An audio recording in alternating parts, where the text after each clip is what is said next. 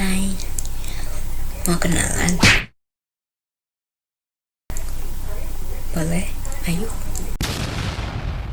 Aku Agnes Fiona Ega Kristiana, bisa dipanggil Agnes atau Fiona juga bisa. Oke, untuk NIM-nya aku NIM-nya 225314082. Oke, selamat menyaksikan videonya. Depresi sering menjadi bahan bercandaan kita. Saat sedang merasa lelah karena tugas yang menumpuk, kita bercanda ke teman kita dengan mengatakan bahwa kita depresi. Saat sedang sedih setelah menonton drama, kita bergurau dengan kata depresi. Tapi, apakah setiap saat kita mengatakan bahwa kita depresi, kita benar-benar dalam keadaan tersebut? Bisa saja, karena depresi dapat menyerang siapapun dalam keadaan apapun. Namun seringkali kita menyimpulkan bahwa perasaan sedih yang kita alami langsung berarti bahwa kita sedang mengalami depresi. Contohnya, kalian sedang dalam pertandingan basket dan kalah. Kalian pun akan merasa sedih. Jika sedang berduka, kehilangan seseorang yang berharga, kalian akan merasa sedih. Rasa sedih adalah respon yang normal dalam keadaan tersebut.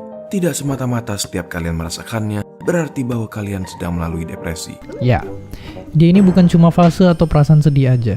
Depresi itu penyakit yang bisa pengaruhin pikiran, perilaku, atau bahkan sampai kualitas hidup kita.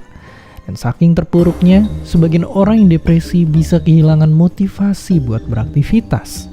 Ya, depresi juga yang jadi penyebab disabilitas nomor 1 di dunia. Ratusan juta orang harus bertarung ngelawannya setiap hari, di mana belasan jutanya adalah saudara setanah air kita sendiri. Dan sedihnya, banyak dari mereka yang gak ngedapetin pertolongan. Ini bahaya, karena paling parahnya, depresi bisa bikin seseorang mengakhiri hidupnya. Hai sedulur sehat, akhir-akhir ini banyak bermunculan berita tentang gangguan mental, depresi yang berujung meningkatnya kasus bunuh diri.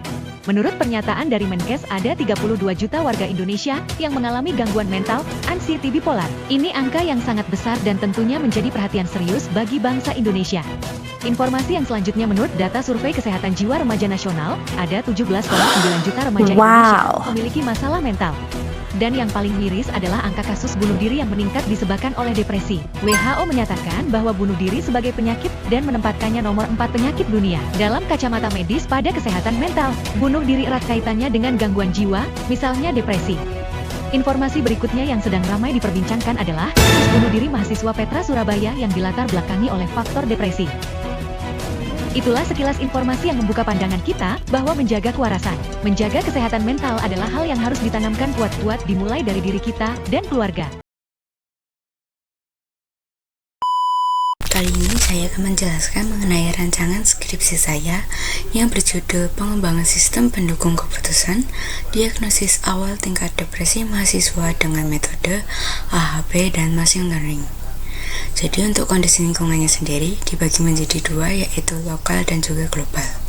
Untuk lokalnya sendiri itu ada tingginya stres dan depresi di kalangan mahasiswa yang diakibatkan oleh tekanan seperti akademik, yaitu berupa tugas dan ujian, kemudian sosial dan juga ekonomi.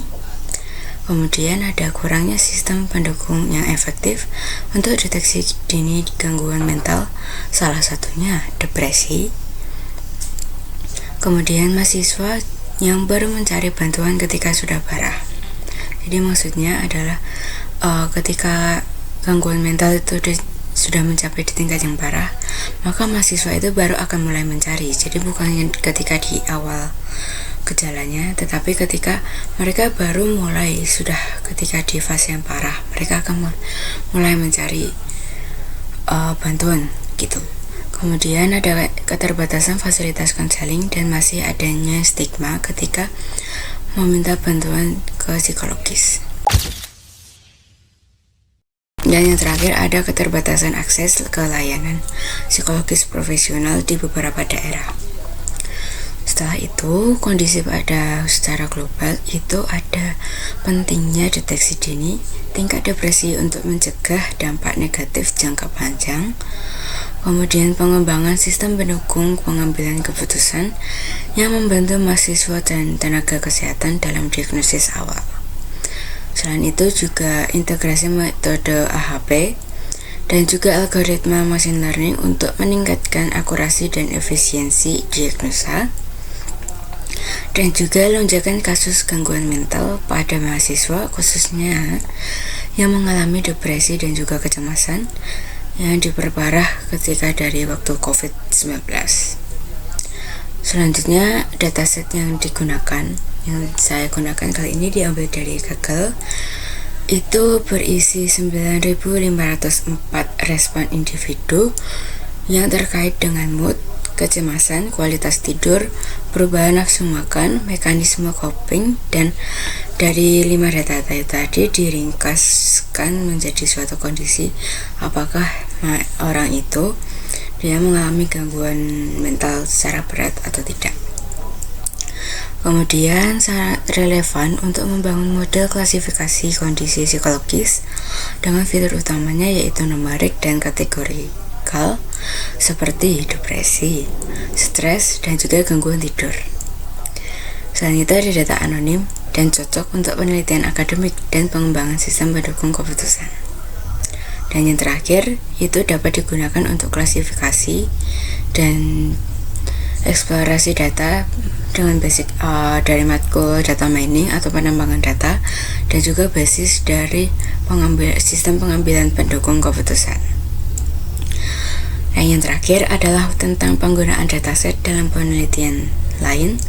Itu dapat digunakan untuk membangun model klasifikasi menggunakan random forest, SVM, dan juga neural network. Tapi untuk data yang saya gunakan saat ini untuk skripsi adalah menggunakan SVM untuk mendeteksi depresi dan juga kecemasan. Kemudian ada menggunakan analisis sentimen dan perilaku untuk memahami pola psikologis dan faktor risikonya. Dan yang terakhir adalah pengembangan sistem rekomendasi intervensi psikologis berbasis data.